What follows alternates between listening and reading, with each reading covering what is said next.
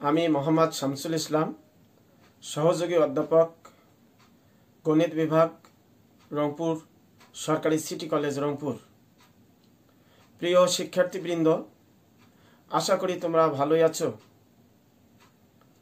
আজ আমরা উচ্চতর গণিত প্রথম পত্রের পঞ্চম অধ্যায়, দ্যাট ইজ বিন্যাস এবং সমাবেশ সম্পর্কে আলোচনা করব। বিন্যাস এবং সমাবেশের ইংরেজি প্রতিশব্দ হল পারমুটেশন অ্যান্ড কম্বিনেশনস। বিন্যাস এবং সমাবেশের ধারণা অতি প্রাচীন। বিন্যাস এবং সমাবেশ সম্পর্কে প্রথম ধারণা দেন গণিতবিদ মহাবীর। তিনি সর্বপ্রথম বিন্যাস এবং সমাবেশের সাধারণ সূত্র সম্পর্কে আলোকপাত করেন। ভারতীয় গণিতবিদ এবং জ্যোতির্বিদ দ্বিতীয় ভাস্কর আনুমানিক 1150 সালে n সংখ্যক বস্তুর বিন্যাস সংখ্যা নির্ণয় করেন। পরবর্তীতে সপ্তদশ শতাব্দীতে গণিতবিদ ব্লেজ প্যাস্কেল এবং পিয়েরি ডি ফার্মাট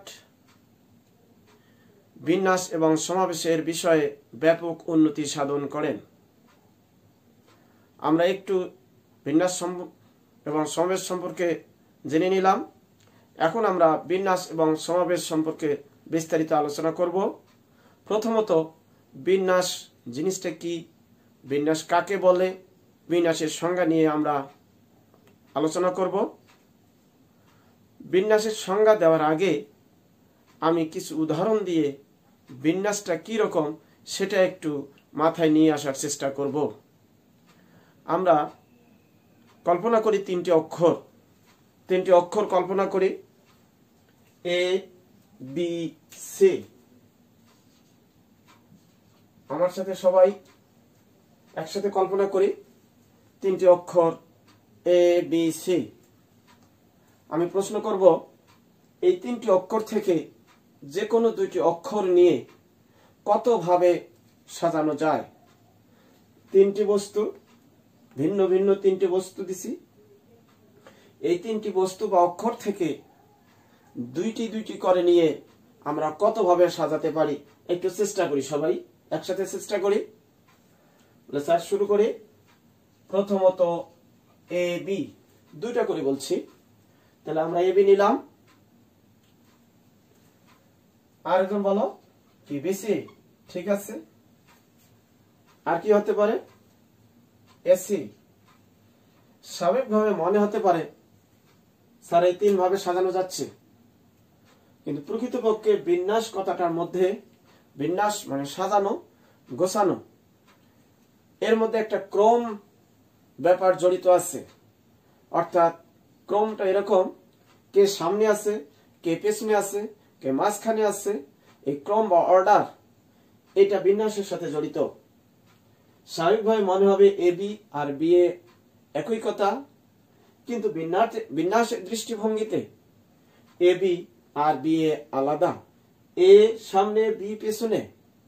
আর বি কে যদি আমরা সামনে নেই, এ কে যদি পেছনে দেই, দেখতে কি একই রকম লাগবে না আলাদা লাগবে?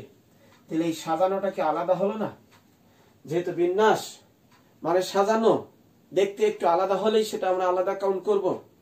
তাহলে এ বি, এটার ছবি, এটা দেখতে আর এটা দেখতে তো আলাদা। স্বাভাবিকভাবে মনে হবে যে এ বি আর বি একই, কিন্তু বিন্যাসের দৃষ্টিতে ক্রম বিবেচনা করতে হবে। ক্রম বলতে কে সামনে আছে, কে পেছনে আছে, এটা কাউন্টেবল। তাহলে অনুরূপ ভাবে আমরা সিবি নিতে পারি, এটা সি এ নিতে পারি। তাহলে আমরা তিনটি অক্ষর নিয়েছিলাম। এই তিনটি অক্ষর থেকে যদি দুইটা দুইটা করে নিয়ে আমরা সাজাই, তাহলে আমরা কত ভাবে সাজাতে পারবো বলো? 6 ভাবে। তাহলে মোট জিনিস তিনটি, আমরা প্রত্যেকবার নিচে দুইটা দুইটা করে সাজাতে পারতেছি কত? 6 ভাবে। এই কথাটাকে আমরা বিন্যাসের ভাষায় কিভাবে লিখব? টোটাল বস্তু 3, সেটা আমরা লিখে ফেললাম। আমরা বিন্যাস করতেছি, বিন্যাসের ইংরেজি পারমুটেশনস। তার নিচে একটু ডানে পি লিখবো, মানে তিনটা থেকে নিয়ে পারমুটেশন হচ্ছে, মানে বিন্যাস হচ্ছে। এই মুহূর্তে কয়টা করে নিচ্ছি আমরা? দুইটা করে। তার নিচে আরেকটু ডানে যতটা করে আমরা নেব সেটা লিখব। তাহলে এখানে মোট বস্তু বিন্যাস প্রত্যেকবার যতটা করে নেব সেটা ইকুয়াল চিহ্ন দিয়ে আমরা টোটাল ফলাফলটা লিখব, অর্থাৎ যতভাবে সাজানো যায় সেটা আমরা লিখব। তাহলে আমরা 3p2 মানে 6 পেলাম। আমরা আরেকটা উদাহরণ নিয়ে আরেকটু ক্লিয়ার হওয়ার জন্য আমরা বিন্যাস সম্পর্কে একটু ধারণা নেওয়ার চেষ্টা করছি। এবার আমি বলবো 3টি করে বস্তু নিয়ে সাজাই আমরা। 3টা বস্তু আমরা দিয়েছি, এই 3টা বস্তু থেকে আগে আমরা দুইটা দুইটা করে নিয়ে সাজালাম, এবারে 3টার থেকে আমরা 3টা করে নিয়ে সাজাবো। চেষ্টা করি আমরা সর্বোচ্চ কতবার আমরা সাজাতে পারি, একটু চেষ্টা শুরু করে দিই। 3টাই ব্যবহার করতে বলছি, 3টাই ব্যবহার করতে বলছি। তাহলে এ বি সি, ঠিক আছে। একটু বলছি চেঞ্জ হলেই হবে, একটু চেঞ্জ হলেই আমরা সেটা আলাদা কাউন্ট করব। এ ঠিক রাখলাম, এ সি বি, কি চেঞ্জ হয় নাই? এ ঠিক আছে, কিন্তু বি সি এখানে সি বি। বি সামনে নিয়ে আসি, বি সি এ, কি চেঞ্জ হয়েছে না? যে বি সামনে, বাট এখানে এসি, এটা সি এ। এবার আমরা সি দ্বারা স্টার্ট করি, C A B, C B A. আর আমরা সাজাতে পারবো, আর চেষ্টা করলেও কিন্তু আমরা পারবো না। দরকার বাসার চেষ্টা করি, দেখো, আর কিন্তু হবে না। তাহলে সর্বোচ্চ কতবার সাজানো গেল দেখো চিত্রে, কতবার আমরা সাজাতে পারছি? 6 বার স্যার। তাহলে এটাকে আমরা বিন্যাসের ভাষায় কিভাবে লিখব? Total number of things 3, permutation হচ্ছে কতটা করে নিয়ে? 2টা। রেজাল্ট কত? 6। 3p3 আমরা কতটা করে নিছি? আমরা 3টা করে নিছি। তাহলে 3p3 6। এবারে যদি আমরা একটা একটা করে নেই তাহলে আমরা কতভাবে সাজাতে পারবো? একটা একটা করে নেব। একক একক সঙ্গীত পরিবেশনের মধ্যে একক একটা একটা করে নেব আমরা। তাহলে প্রথমে এ নিলাম, এরপরে বি নেব, একটা একটা করে বলছি, সি নেব, আরো যাবে। তাহলে কতভাবে সাজানো গেল দেখো, কতভাবে আমরা সাজাতে পারছি? 3 ভাবে। তাহলে টোটাল বস্তু কত ছিল? 3। বিন্যাস হচ্ছে, পারমুটেশন হচ্ছে কতটা করে নিয়ে? একটা করে নিয়ে। বিন্যাস সংখ্যা কত? 3।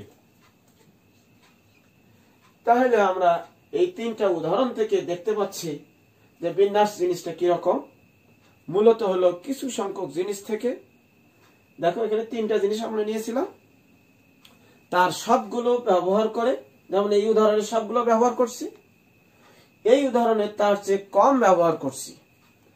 তাহলে বিন্যাসের সংজ্ঞাটা আমরা এখন কিভাবে মাথায় নিতে পারি? সবাই একটু মেমোরিতে নিয়ে আসার চেষ্টা করি, একটু সবাই মাথায় সাজানোর চেষ্টা করি। আমি দরকার হয় লিখে দেব, কোনো সমস্যা নাই। সংজ্ঞাটা আমরা একটু বানানোর চেষ্টা করি, বিন্যাসের সংজ্ঞাটা। তাহলে কি হবে? বিন্যাসের সংজ্ঞা বলা শুরু করো। কি আগে একবার বলে নেই আমরা? এই উদাহরণ থেকে আমরা ল্যাঙ্গুয়েজ তৈরি করতে পারবো না, যে কতগুলো নির্দিষ্ট সংখ্যক জিনিস থেকে তার সবগুলো কিংবা তার চেয়ে কম সংখ্যক জিনিস ব্যবহার করে যতভাবে সাজানো যায়, যতভাবে সাজানো যায় তাদের প্রত্যেকটিকে এক একটি বিন্যাস বা পারমুটেশন বলা হয়। যেমন এখানে আমরা এই উদাহরণে 3টা জিনিস থেকে 3টা নিয়ে মোট 6 ভাবে সাজাতে পারছি। প্রত্যেকটাই এক একটা পারমুটেশন, এটা একটা বিন্যাস, এটা একটা বিন্যাস, এটা একটা। তাহলে মোট 6 ভাবে সাজাতে, অর্থাৎ বিন্যাস সংখ্যা 6। আবার এখানে তার চেয়ে কম সংখ্যক জিনিস আমরা 2টা করে নিয়ে 6 ভাবে সাজাতে পারছি, এখানেও বিন্যাস সংখ্যা 6। আবার একটা একটা করে নিচ্ছি, আমরা একটা একটা করে নিয়েছি, সেক্ষেত্রে 3। পরবর্তীতে আমরা একটু পরে আলোচনা করব কিভাবে আমরা সূত্রের মাধ্যমে এগুলো তৈরি করতে পারি। একটু পরে আমরা সংজ্ঞাটাকে ক্লিয়ার হয়ে নেই। তাহলে সংজ্ঞাটা একটু আমরা লিখে ফেলি সবাই। কতগুলো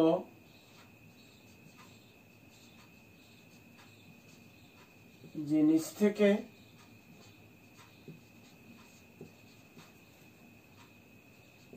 সবগুলো কিংবা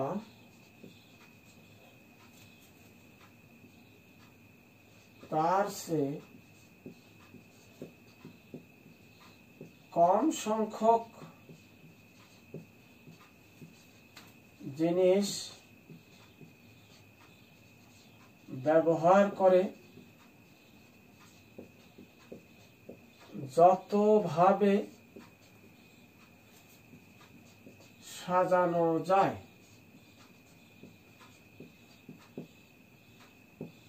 তাদের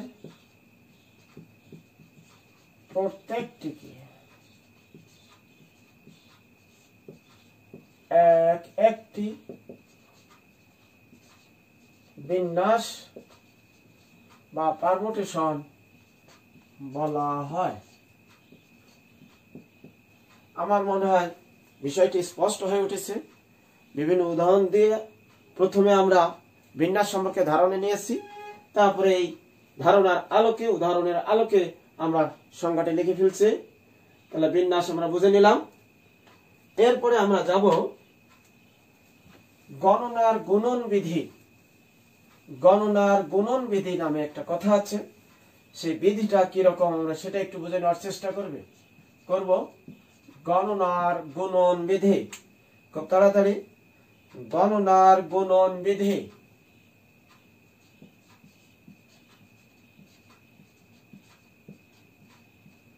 এটা আগে আমি উদাহরণ দিয়ে ক্লিয়ার করব, তারপরে আমি বিধি আকারে বা নোট আকারে লিখে দেব। গণনার গুণন বিধি আমরা একটু কল্পনা করি, মনে করি এটা রংপুর জেলা, আর দিয়ে প্রকাশ করলাম। এটা বগুড়া, বি দ্বারা প্রকাশ করলাম। এটা ঢাকা, ডি দ্বারা প্রকাশ করলাম। একটু ভালো করে খেয়াল করতে হবে, একটু মনোযোগী হতে হবে। খুবই মজার জিনিস, ভালো লাগবে, আবার না বুঝলে ভালো লাগবে না। একটু যদি আমরা মনোযোগী হই, উদাহরণগুলা ভালো করে লক্ষ্য করি, খুব ভালো লাগবে। একটু সবাই মনোযোগী হব। আমরা 3টি স্থান কল্পনা করেছি, রংপুর, বগুড়া, ঢাকা। মনে করো রংপুর থেকে বগুড়া যাওয়ার উপায় আছে 2টি, আমি ধরে নিলাম, মানে রাস্তা আছে 2টি। রংপুর থেকে বগুড়া যাওয়া যায় 2 ভাবে, সড়ক পথ বা রেলপথ ধরে নিলাম। রংপুর থেকে বগুড়া যাওয়া যায় 2 ভাবে, বগুড়া থেকে ঢাকা যাওয়া যায় 3 ভাবে, সড়ক পথ, রেলপথ, আকাশপথ। আমার প্রশ্ন হলো, রংপুর থেকে ঢাকা যাওয়া যাবে কয় ভাবে? কত ভাবে বগুড়াকে টাচ করে? বগুড়াকে কিন্তু টাচ করে, অর্থাৎ আমি কাজ দুইটা পরস্পর নির্ভরশীল করে দিচ্ছি। প্রশ্ন হলো, রংপুর থেকে বগুড়া যাওয়া যায় 2 ভাবে, বগুড়া থেকে ঢাকা যাওয়া যায় 3 ভাবে। লাস্ট প্রশ্ন হলো, রংপুর থেকে ঢাকা যাওয়া যায় কত ভাবে? একটু সবাই চেষ্টা করি, 30 সেকেন্ড, খুব তাড়াতাড়ি। কারো মনে হতে পারে স্যার 2 আর 3 5 ভাবে। আমি কিন্তু প্রশ্ন করছি রংপুর থেকে ঢাকা যাওয়া যাবে কত ভাবে? একটু খেয়াল করলে আমরা বলে দিতে পারবো, রাইট? কত ভাবে? 6 ভাবে। কিভাবে? একটু খেয়াল করলে আমরা পাবো 6 ভাবে। কিভাবে হয়? রংপুর থেকে বগুড়া গেলাম এই রাস্তায়, আমার কি একবার যাওয়া হয়েছে? না, এখন আমার যাওয়া শেষ হয় নাই। প্রশ্ন ছিল রংপুর থেকে ঢাকা যাওয়া যাবে কত ভাবে। তাহলে আমি যদি এখান থেকে এই পর্যন্ত যাই, রংপুর থেকে শুধু বগুড়া গেলাম, আমি এখান থেকে এই পর্যন্ত যাবো, তাহলে আমরা এই রাস্তায় এসে এই রাস্তা ধরলাম, একবার যাওয়া হলো। তাহলে এদিক দিয়ে যাই, এদিক দিয়ে এক, এই রাস্তা গিয়ে এই রাস্তা ধরলাম। ভিন্নতা আসতেছে কিনা খেয়াল করবো একটু। বিন্যাস মানে একটু ভিন্নতা থাকলেই হবে, একটু সামান্য ভিন্নতা থাকলেই আমরা বিন্যাস ধরবো। এই রাস্তা হয় এই রাস্তা 1, এই রাস্তা যাওয়ার পর এই রাস্তা 2, এটা দিয়ে যাওয়ার পর এই রাস্তা কত? 3। তাহলে এই 3, আবার এই রাস্তা 4, এটা 5, এটা কত 6। তাহলে বাস্তবে আসলে কত ভাবে আমরা রাস্তা চেঞ্জ করি বিন্যাসের দৃষ্টিতে আমরা যেতে পারবো 6 ভাবে। তাহলে এই কাজটা কত ভাবে, যখন আমরা বড় বড় অঙ্ক আসবে তখন আমরা কিভাবে করব, তখন এই গণনার গুণন বিধি, তখন আর ছবি আঁক করব না, আমরা গণনার গুণন বিধির সাহায্যে বড় বড় ফলাফলকে বের করতে পারবো। তাহলে এই কাজটা হচ্ছে কত ভাবে 2 ভাবে, আর এই কাজটা হচ্ছে কত ভাবে 3 ভাবে। আমরা যদি এই দুইটা ফলাফল গুণ করি তাহলে আমরা পেয়ে যাব 6 ভাবে। বাস্তব চিত্রে 6 ভাবে হচ্ছে, আর আমরা কৌশলটা এইভাবে খেয়াল রাখবো, প্রথম কাজটা যত উপায় হবে, দ্বিতীয় কাজটা যত উপায় হবে, এই উপায়গুলো গুণ করলেই আমরা টোটাল ফলাফলটা পেয়ে যাব। তবে একটা কথা খেয়াল রাখতে হবে এখানে নিশ্চয়ই, যে কাজ দুটি কিন্তু পরস্পর নির্ভরশীল হতে হবে। এখানে রংপুর থেকে বগুড়া থেকে ঢাকা, কিন্তু বগুড়াকে টাচ করা হচ্ছে, পরস্পর দুইটা কাজ অনির্ভরশীল হয় নাই, স্বতন্ত্র হয় নাই, একে অপরের উপর নির্ভরশীল কাজ। তাহলে আমরা এখন বিধিটা মনে হয় বুঝে ফেলছি। বিধিটা আমরা একটু নোট আকারে লিখে নেই, একটু নোট দেই আমরা একটু লিখে ফেলি। একটু পরস্পর নির্ভরশীল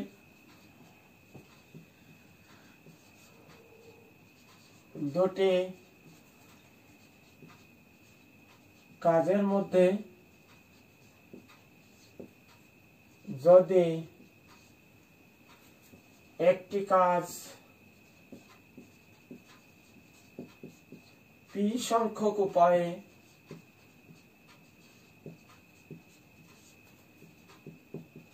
এবং অপর কাজটি কিউ সংখ্যক উপায়ে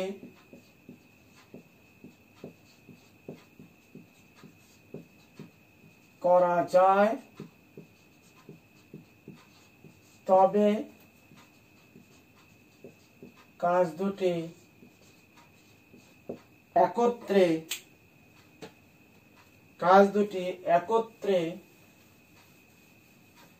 পি গুণন কিউ সংখ্যক উপায়ে করা যাবে।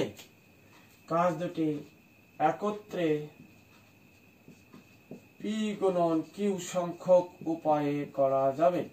আমার আগের উদাহরণটুকু একটু খেয়াল করতে হবে। এটা যদি প্রথমে লিখতাম তাহলে বিশ্বাস হতো না। বিশ্বাস তৈরি করার জন্য আগে আমি উদাহরণ দিয়ে বাস্তবে বোঝাই দিলাম, পি সংখ্যক উপায়ে করা যাবে। কথাটা আমরা একটু মাথায় নিয়ে নেই, মুখস্থ করে ফেলে বুঝিয়া মুখস্থ করব। পরস্পর নির্ভরশীল দুটি কাজের মধ্যে যদি একটি কাজ পি সংখ্যক উপায়ে, অপর কাজটি কিউ সংখ্যক উপায়ে করা যায়, তবে দুইটি কাজ দুটি একত্রে পি গুণন কিউ সংখ্যক উপায়ে করা সম্ভব। তাই আমরা গণনার গুণন বিধি বুঝে ফেললাম। এরপরে আসবো আমরা গণনার যোজন বিধি। মাঝে মাঝে কিছু কিছু ক্ষেত্রে যোগ করা লাগতে পারে। গণনার যোজন বিধি, গণনার যোজন বিধিটা কিরকম আগে একটা উদাহরণ দেই। যদি রহিম একটা অঙ্ক 3 উপায়ে সমাধান করতে পারে, আর করে ওই অঙ্কটা অন্য আরো 2 উপায়ে সমাধান করতে পারে, তাহলে প্রশ্ন হলো অঙ্কটি মোট কত উপায়ে 2 জনে সমাধান করতে পারবে। তাহলে একটু খেয়াল করবো, এখানে কি 3 দুগুণে 6 হবে, না 3 আর 2 5 উপায় হবে। আচ্ছা, রহিমের অঙ্ক পাড়ার সাথে কি করিমের অঙ্ক পাড়ার কোনো সম্ভাবনা আছে? নির্ভরশীলতা আছে যে রহিম পারলেই করিম পারবে, কিংবা করিম অঙ্কটা করতে পারলেই রহিম অঙ্কটা করতে পারবে, এমন কোনো নির্ভরতা আছে কি? না, ও পারলে নাও পারতে পারে। তাহলে দুইজনকার কাজের মধ্যে কিন্তু কোনো নির্ভরশীলতা নাই। এই কারণে পরস্পর অনির্ভরশীল যদি 2টা কাজ হয়, তাহলে এই কাজ দুটো একত্রে করতে গেলে বা 2 বা ততোধিক কাজ হয়, তাহলে এই কাজগুলো একত্রে করতে গেলে আমরা কি করব? তখন গুণ না করে কি করব? যোগ করব। এই বিধিটাকে বলতেছি আমরা গণনার যোজন বিধি। তাহলে সেক্ষেত্রে আমরা লিখব, একটু লিখে নেই আমরা, পরস্পর নির্ভরশীল বলো, অনির্ভরশীল, নির্ভর করবে না, পরস্পর অনির্ভরশীল দুটি কাজের মধ্যে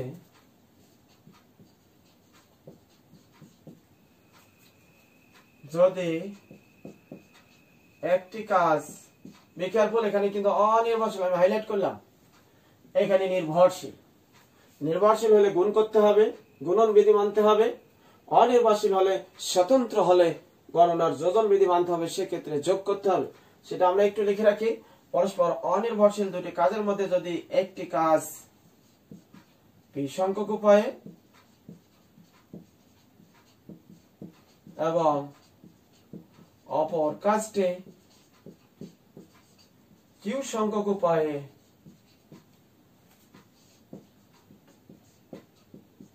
করা যায়, তবে কাজ দুটি একত্রে পি প্লাস কিউ সংখ্যক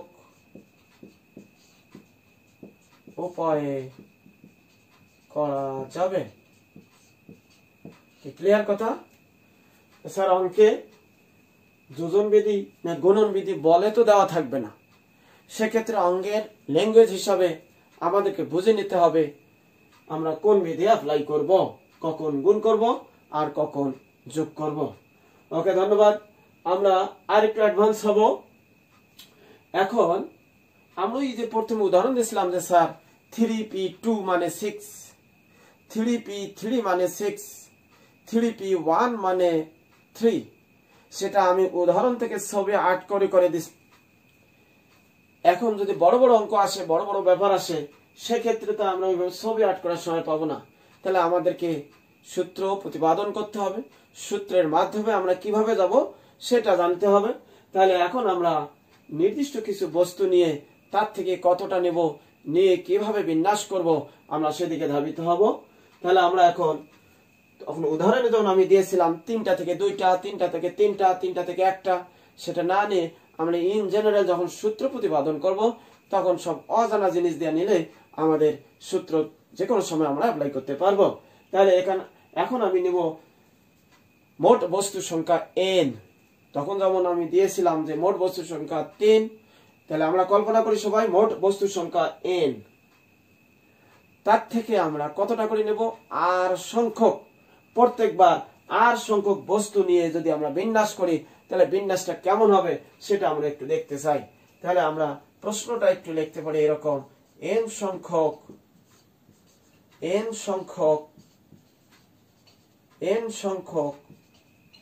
ভিন্ন ভিন্ন বস্তু থেকে। আরেকটা কথা এখানে বলেনি আমি, স্যার n সংখ্যক ভিন্ন ভিন্ন বস্তু হতে হবে না, ভিন্ন ভিন্ন না হলেও হবে। ভিন্ন ভিন্ন জন্য এক ধরনের সূত্র, অভিন্ন দ্যাট ইজ এক জাতীয় বস্তুর ক্ষেত্রে আরেক ধরনের সূত্র। একসাথে তো দুইটা আলোচনা করা সম্ভব নয়, আমি একটা একটা করে আলোচনা করব, সময় থাকলে ওটাও আলোচনা করব। তাহলে এই মুহূর্তে আমরা n সংখ্যক ভিন্ন ভিন্ন ডিফারেন্ট থিংস, ভিন্ন ভিন্ন বস্তু নিয়ে আলোচনা করতেছি। n সংখ্যক ভিন্ন ভিন্ন বস্তু থেকে প্রত্যেকবার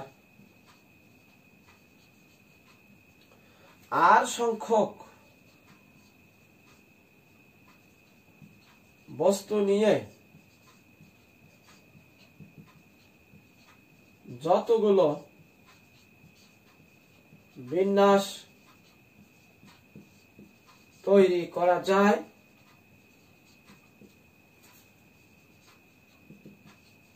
তাহা নির্ণয় করো।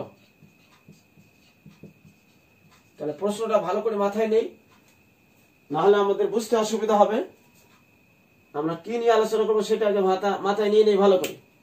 Total number of things n, প্রত্যেকবার যতটা করে বস্তু নেব, টেকেন এট এ টাইম, প্রত্যেকবার আমরা একসাথে যতগুলো নেব সেটা ধরলাম আমরা r।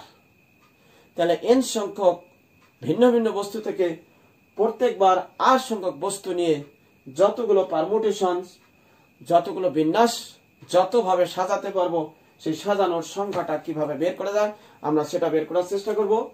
অথবা আমি যদি সংক্ষেপে লিখতে চাই আমরা, তাহলে total number of things n, permutation হচ্ছে প্রত্যেকবার নিচ্ছি আমরা r, তাহলে আমরা বলতে পারি NPR এর মান হট, যেখানে R less than or equal to N। R হচ্ছে প্রত্যেকবার যতটা করে বস্তু আমরা নিব, N হচ্ছে মোট বস্তুর সংখ্যা। আমি 3টা বস্তু থেকে 4টা করে নিয়ে তো সাজাতে পারবো না, সুতরাং যতটা বস্তু নেব সেটা মোট বস্তুর সংখ্যা সমান হতে পারে কিংবা তার চেয়ে কম হতে পারে। তাহলে আমরা এখন NPR এর মান নির্ণয় করা শিখব। তাহলে এই সূত্র শিখতে পারলে আমাদের 3p2 5p2 এই ধরনের নির্দিষ্ট একটা বস্তু থেকে আরেকটা নির্দিষ্ট সংখ্যক বস্তু নিয়ে যে বিন্যাস সংখ্যা সেটা আমরা বের করতে পারবো। তাহলে আমরা আস্তে আস্তে প্রমাণে দিকে যাই। দেখো প্রমাণ দিয়ে আমরা একটু কলন ড্যাশ দিয়ে নেই খুব তাড়াতাড়ি। প্রমাণ, তবে আর একটা কথা, এই সূত্রের প্রমাণ শুরুর আগে আর একটা জিনিস একটু মাথায় ঢোকাতে হবে, তাহলে মনে হয় বুঝতে সুবিধা হবে। সাইডে একটা জিনিস আমরা মাথায় ঢোকার চেষ্টা করব। আমি এখন একটা কথা বলবো, আগে কথাটা মাথায় নেই, তারপর না হলে সেটার আমি ব্যাখ্যা দেব। খুব তাড়াতাড়ি কথাটা একটু মাথায় নেব। আমি ইতিমধ্যে উদাহরণ দিয়েছি, 3টি বস্তু থেকে 2টি বস্তু নিয়ে কতভাবে বিন্যাস করা যায় একটু খেয়াল করে, ভুলে গেলে হবে না কিন্তু। 6 ভাবে স্যার, 6 ভাবে। 3টে বস্তু থেকে 3টি ভিন্ন ভিন্ন বস্তু থেকে প্রত্যেকবার 2টা করে বস্তু নিয়ে সাজালে আমরা সাজাতে পারি কয় ভাবে? কত ভাবে? 6 ভাবে, মানে বিন্যাস সংখ্যা 6। এখন এই কথাটাকে আমি একটু অন্যভাবে অন্য ল্যাঙ্গুয়েজে বলবো, না বুঝলে কথাটা মাথায় নেই, তারপর আমি উদাহরণ দিয়ে 108 করে বুঝাবো। 3টি বস্তু থেকে 2টি করে বস্তু নিয়ে যত ভাবে সাজানো যায়, মানে 6 ভাবে সাজানো যায়, ইতিমধ্যে আমরা দেখছি। এখন আমি কথাটা বলতে চাচ্ছি, 2টি ফাঁকা স্থান, 2টি শূন্য স্থান, 2টি ফাঁকা স্থান কল্পনা করো। বলে স্যার 2টি ফাঁকা স্থান কেন কল্পনা করলেন? ওই 3টা বস্তু থেকে 2টা করে নিয়ে যতটা করে বস্তু নিয়ে সাজাবো ততটা ফাঁকা ঘর, ততটা ফাঁকা স্থান কল্পনা করব। তাহলে আমি আবার বলছি, 3টি বস্তু থেকে 2টি করে নিয়ে যতভাবে বিন্যাস করা যাবে, 2টি ফাঁকা স্থান ওই 3টি বস্তু দ্বারা ততভাবেই পূরণ করা যাবে। কথাটা আগে মাথায় নেই, আমরা তারপরে ছবিতে দেখব। আবার আমি বলছি, একটু কঠিন কিন্তু মাথায় ঢুকাতেই হবে, কারণ আমরা যে থিওরি প্রতিপাদন করব সেখানকার ফার্স্ট লাইন, ফার্স্ট সেন্টেন্সটাই আমার এটা দিয়ে শুরু হবে, এই বেসিকটা দিয়ে শুরু হবে। আমি আবার বলছি, 3টি বস্তু থেকে 2টি করে নিয়ে যতভাবে বিন্যাস করা যাবে, 2টি ফাঁকা স্থান ওই 3টি বস্তু দ্বারা ততভাবে পূরণ করা যাবে। তাহলে আমি এখন বাস্তবে দেখাচ্ছি, বাস্তবে আমরা দেখব একটু। তাহলে 3টি বস্তু কল্পনা করি আমরা অলরেডি দেখে আসছি 3p2 মানে কত দেখে আসছি? 6।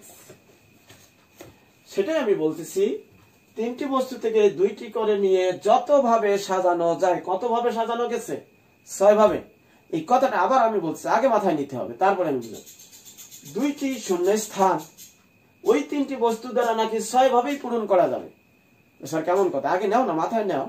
হয়ে গেছে, মাথায় নাও। আচ্ছা, এবার 2টি শূন্য স্থান কল্পনা করো।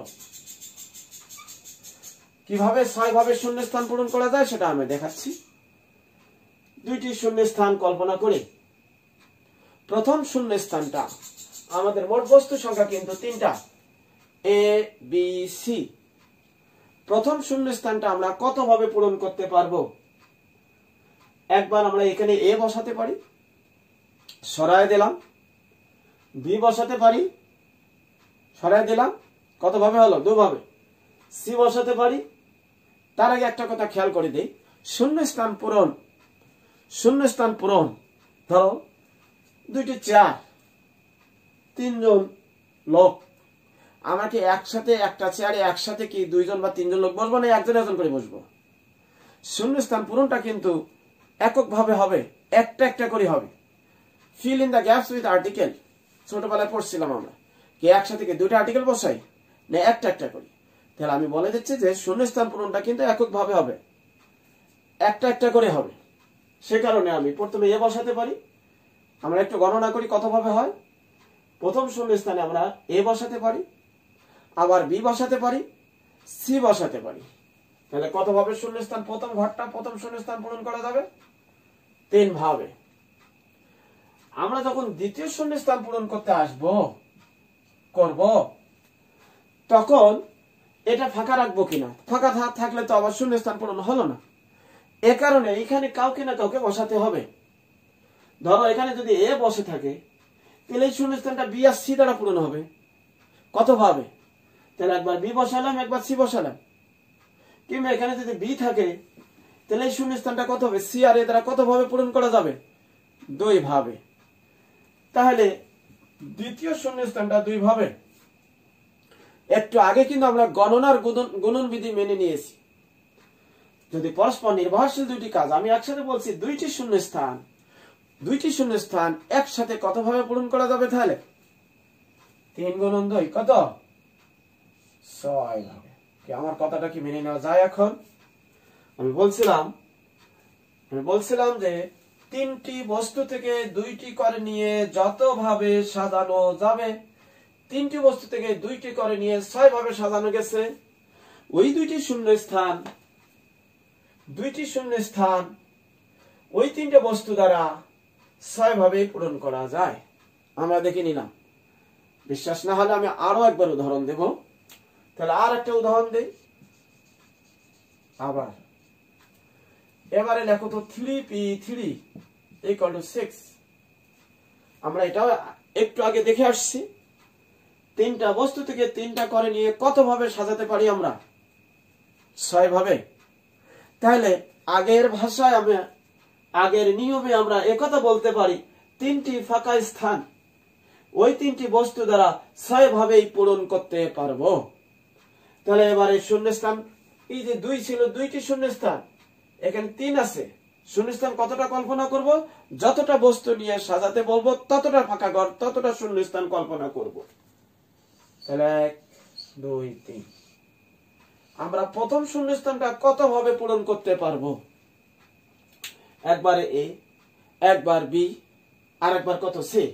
তাহলে প্রথম ফাঁকা স্থানটা, প্রথম ফাঁকা ঘর কত ভাবে পূরণ করতে পারবো? 3 ভাবে। আগে বলছি ফাঁকা স্থান পূরণ করা মানে কোথাও গ্যাপ থাকবে না, কেউ না কেউ বসে থাকবে। তাহলে আমরা যখন দ্বিতীয় শূন্যস্থান পূরণ করব, তাহলে কেউ না কেউ এখানে থাকবে, এ বি বা সি এর যে কোনো একটা এখানে থাকবে। তাহলে দ্বিতীয় শূন্যস্থানটা আমরা কত ভাবে পূরণ করতে পারবো? 2 ভাবে। তৃতীয় শূন্যস্থানটা আমরা কত ভাবে পূরণ করতে পারবো? তাহলে একজন এখানে আছে, একজন এখানে, আর আমার হাতে আছে কয়জন? একজন। তাহলে এটা কত ভাবে পূরণ করতে পারবো আমরা? 1 ভাবে।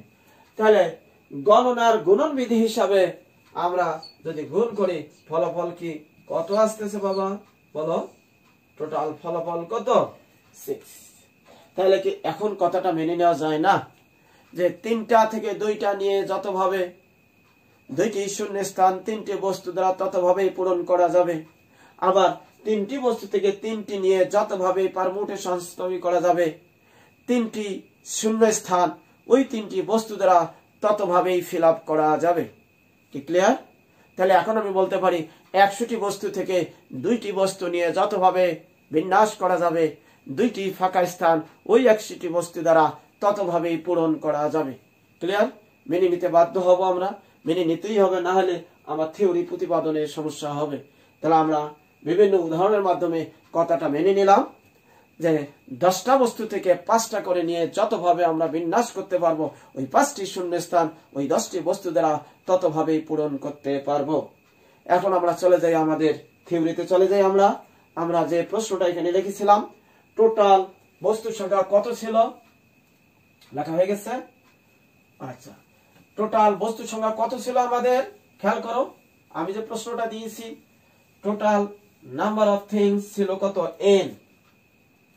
আর আমি প্রত্যেকবার নিতে বলছি কতটা করে? r সংখ্যক বস্তু করে। তাহলে বলো দেখি কতটা শূন্যস্থান কল্পনা করব আমরা? এবার আমরা কতটা শূন্যস্থান কল্পনা করব? r সংখ্যক। n থেকে r, n সংখ্যক ভিন্ন ভিন্ন বস্তু থেকে প্রত্যেকবার আর সংখ্যক বস্তু নিয়ে আমরা সাজাতে চাচ্ছি। তাহলে যতটা বস্তু নিয়ে আমরা সাজাবো শূন্যস্থানের মাধ্যমে যখন বোঝার চেষ্টা করব তখন ততটাই শূন্যস্থান কল্পনা করব। তাহলে শূন্যস্থান কতটা কল্পনা করব বলো? আর সংখ্যক শূন্যস্থান। তাহলে প্রথম শূন্যস্থান, দ্বিতীয় শূন্যস্থান, তৃতীয় শূন্যস্থান, ফাঁকা ফাঁকা ফাঁকা, লাস্ট একটা নিলাম। এটার দ্বারা কি বোঝা যাচ্ছে স্যার 4টা শূন্যস্থান? নাকি আমরা যতটা শূন্যস্থান কল্পনা করব, আমরা কতটা শূন্যস্থান কল্পনা করব? এখানে আমি যে থিওরি এই মুহূর্তে বোঝানোর চেষ্টা করছি, n সংখ্যক ভিন্ন ভিন্ন বস্তু থেকে প্রত্যেকবার r সংখ্যক বস্তু নিয়ে বিন্যাস।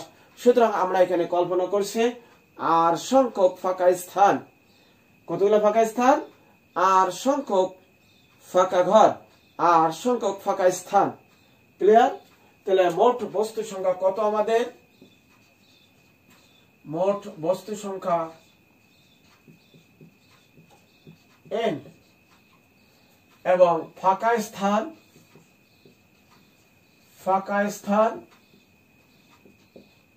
আর সংখ্যক। ক্লিয়ার? এবারে বলো প্রথম ফাঁকা স্থানটা আমরা কত ভাবে পূরণ করতে পারি? প্রথম ফাঁকা স্থানটা আমরা কত ভাবে ফিল আপ করতে পারবো? তাড়াতাড়ি বলতে হবে, রাইট? n ভাবে। n ভাবে। যদি n ইংরেজি বর্ণমালার 26টা অক্ষর নির্দেশ করে, n যদি 26 হয় আর ইংরেজি বর্ণমালার যদি 26টা অক্ষর a b c থেকে x y z পর্যন্ত হয়, তাহলে আমরা বলতে পারি একবার a বসাবো, একবার b বসাবো, এইভাবে z পর্যন্ত যাবো। তাহলে 26 উপায়ে পূরণ করতে পারবো। তাহলে মোট বস্তু সংখ্যা যত হবে, আমরা যেহেতু আগেই বলছি যে শূন্যস্থান পূরণ একটা করে হবে, তাহলে আমরা প্রথম ফাঁকা স্থানটা কত ভাবে ফিল আপ করতে পারবো? খুব দ্রুত, n ভাবে, n উপায়ে। n উপায়। ক্লিয়ার? আচ্ছা, এখন বিন্যাসের ভাষায় এইটাকে আমরা লিখব np1 = n। খুব তাড়াতাড়ি সূত্র কিন্তু প্রতিপাদিত হয়ে যাচ্ছে আস্তে আস্তে, একটু খেয়াল করবো, বি কেয়ারফুল। সূত্র কিন্তু হয়ে যাচ্ছে, আপনি বুঝতে পারতেছেন না। np1 এর অর্থ কি? n সংখ্যক বস্তু থেকে একটি বস্তু নিয়ে গঠিত বিন্যাস সংখ্যা। n সংখ্যক বস্তু থেকে একটি করে বস্তু নিয়ে গঠিত বিন্যাস সংখ্যা। তাহলে n সংখ্যক বস্তু থেকে একটি করে বস্তু নিয়ে গঠিত বিন্যাস সংখ্যা একটি শূন্য স্থান n সংখ্যক বস্তু দ্বারা পূরণ করার সমান। তাহলে একটা শূন্য স্থান কতভাবে ফিল আপ করতে পারছি? n ভাবে। সো np1 বলতে আমরা বুঝাবো n। ওকে, এবারে বলো দ্বিতীয় শূন্য স্থানটা আমরা কত ভাবে ফিল আপ করতে পারবো? দ্বিতীয় শূন্য স্থানটা কি n-1 উপায়ে ফিল আপ করতে পারবো।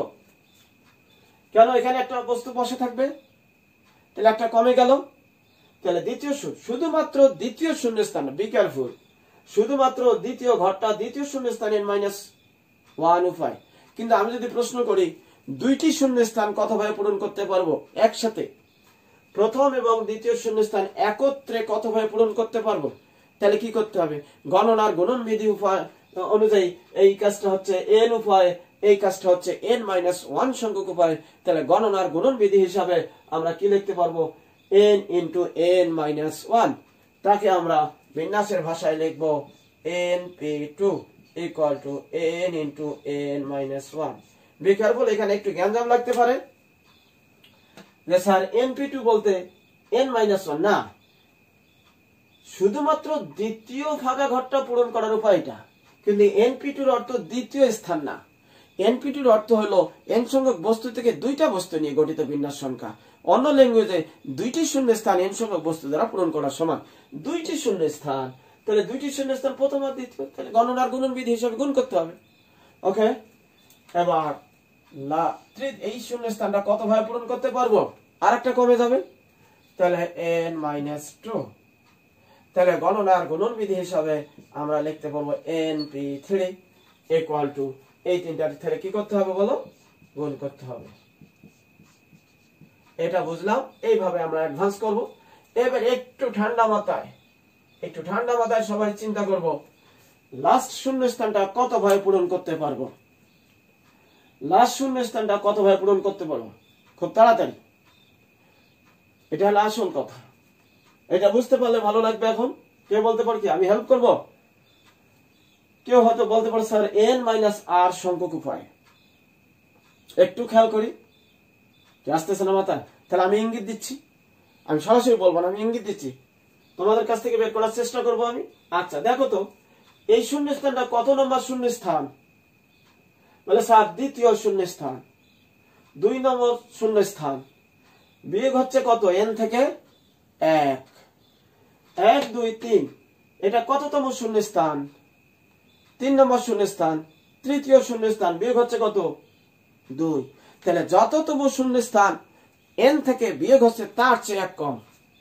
খেয়াল করো ভালো করি, দ্বিতীয় শূন্যস্থান বিয়োগ হচ্ছে 1, তৃতীয় শূন্যস্থান বিয়োগ হচ্ছে 2। তাহলে এইটা কততম শূন্যস্থান তোমাকে সেটা আইডেন্টিফাই করতে হবে। আমরা আগেই বলে নিছি ফাঁকা স্থান আর সংখ্যক। তাহলে প্রথম স্থান, দ্বিতীয় স্থান, তৃতীয়, এটা আর তম ফাঁকা স্থান। আর নম্বর ফাঁকা স্থান, আর নম্বর 4 আর তম ফাঁকা স্থান। তাহলে এই ফাঁকা স্থানটা আমরা কতভাবে পূরণ করতে পারবো? তৃতীয় ফাঁকা স্থানের সময় বিয়োগ হচ্ছে 2। তাহলে আর তম ফাঁকা স্থানের সময় বিয়োগ হবে আর এর চেয়ে 1 কম, n থেকে আর এর চেয়ে 1 কম। এখন ঢুকছে মাথায়? তৃতীয় শূন্যস্থানে বিয়োগ হচ্ছে 2, 3 এর চেয়ে 1 কম। দ্বিতীয় শূন্যস্থানে বিয়োগ হচ্ছে 1, 2 এর চেয়ে 1 কম। তাহলে যততম ফাঁকা স্থান n থেকে বিয়োগ হচ্ছে তার চেয়ে 1 কম। তাহলে এখানে কত হবে? n minus r minus 1। Clear? এখন ক্লিয়ার? নিশ্চয়ই ক্লিয়ার। তাহলে আমরা যদি এভাবে ড্যাশ ড্যাশ দেই, ড্যাশ ড্যাশ দেই, np1 np2 np3, তাহলে npr আমরা টোটাল বস্তু আর নিয়েছি npr ইকুয়াল টু, তাহলে সবগুলো গুণ করব n into n minus 1 n minus 2 dash dash dash, লাস্টেরটা গুণ করে দেবো। আমরা যদি মাইনাসটা গুণ করে দেই তাহলে n minus r plus 1। Clear? আমরা সূত্র প্রতিপাদন করে ফেলছি। ওই যে হেডলাইন লিখেছিলাম আমরা npr এর মান নির্ণয় করো, npr এর মান নির্ণয় করো। আমরা এখন এই সূত্রের সাহায্যে যদি বলি স্যার তাহলে মিলাই দেন তো স্যার 3p2 মানে কেমন করে 6 হচ্ছে? একটু সামান্য নোট, 3p2 যে আমরা দিয়েছিলাম 3p2 ফেলা দেখি সূত্র। এখন npr তাহলে n দিয়া শুরু, এই যে n দিয়া শুরু, তাহলে 3 দিয়ে শুরু, 3 ইনটু 3 মাইনাস 1। ঠিক আছে? আরেকটা কথা, এখানে যতটা থাকবে ততটা উৎপাদক আসবে। তাহলে এখানে 2 আছে, 2টা উৎপাদকের গুণফল। তাহলে এটা কত? 3p2 মানে কত? 6। দেখো 3p3 মানে কিন্তু 6 আসছিল, এখানে 3 আসছে, 3টা উৎপাদকের গুণফল আসবে। তাহলে 3 ইনটু 3 মাইনাস 1, তার থেকে 1 কমবে, তার থেকে আর 1 কমবে, 3 মাইনাস 2। তাহলে কত আসছে? 3 2 1। ফলাফল কত দাঁড়াচ্ছে? 6। তাহলে আমরা এখন 100p1 3p3টা আমি আর একবার বলছি, 3p3 আমরা ওখানে দেখে আসছি 6। এখন সূত্রের সাহায্যে 3p3 মানে 6 কিভাবে আসে একটু দেখেন। 3p3 এই যে আমরা সূত্র প্রতিপাদন করলাম, একটু খেয়াল করি। npr n into n minus 1 কত করে কমতেছে বাবা? 1 1 করে কমতেছে। তাহলে 3p n এর জায়গায় 3 আছে, তাহলে n মানে 3, তার চেয়ে 1 কম 3 মাইনাস 1, তার চেয়ে 1 কম, এভাবে 3 মাইনাস 2। বলে স্যার যাবে কত দূর? কতক্ষণ পর্যন্ত দৌড়াবো স্যার? যতক্ষণ পর্যন্ত এই কতক্ষণ দৌড়াবো? এই নিচে যত আছে 3 আছে, তার মানে 3টা উৎপাদকের গুণফল। এখানে আর আছে, আর সংখ্যক উৎপাদকের গুণফল আকারে আসছে। তাহলে এটা ফলাফল দেখো 3 ইনটু 2 ইনটু 1। তাহলে আমরা npr সূত্রের সাহায্যে এখন 3p1 3p2 100p1 102 আমরা শেষ করতে পারবো। আমার মনে হয় তোদের চাপ হয়ে যাচ্ছে, আজকে আর আগাইতে চাচ্ছি না। আজকে এ পর্যন্ত থাক, সবাই ভালো থাকে, সুস্থ থাকে। ধন্যবাদ সকলকে।